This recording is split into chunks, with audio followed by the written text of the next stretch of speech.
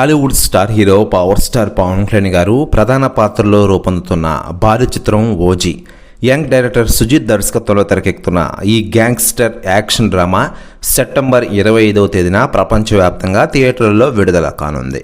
ఇక విడుదల సమయం దగ్గర పడుతూ ఉండడంతో అభిమానుల్లో ఉత్కంఠ రోజురోజుకు పెరిగిపోతోంది.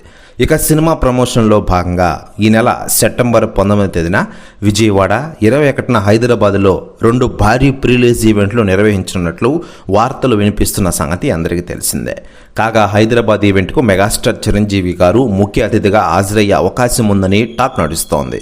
ఇదిలా ఉంటే తాజాగా ట్రైలర్ డేట్ కూడా లాక్ అయిందని స్ట్రాంగ్ రూమర్స్ వస్తున్న విషయం మనకందరికీ తెలిసిందే. మరోవైపు లేటెస్ట్గా అందుతున్న సమాచారం ప్రకారం ఈ సినిమా ప్రమోషన్స్ వేగవంతం చేయాలని మూవీ టీం అనుకుంటూ ఉంది. అందులో భాగంగా ఈ ఓజీ మూవీ కోసం తాజాగా రంగంలోకి దిగుతున్నారట దర్శక ధీరుడు ఎస్ఎస్ రాజమౌళి గారు. ఓజీ సినిమా ప్రమోషన్స్లో రాజమౌళి గారు చురుగ్గా పాల్గొనేందుకు ఏర్పాట్లు చేస్తున్నారట మూవీ మేకర్స్. ప్రెస్ న్యూస్ కూడా తెగ వైరల్ అవుతోంది టోటల్ తెలుగు ఇండస్ట్రీలో.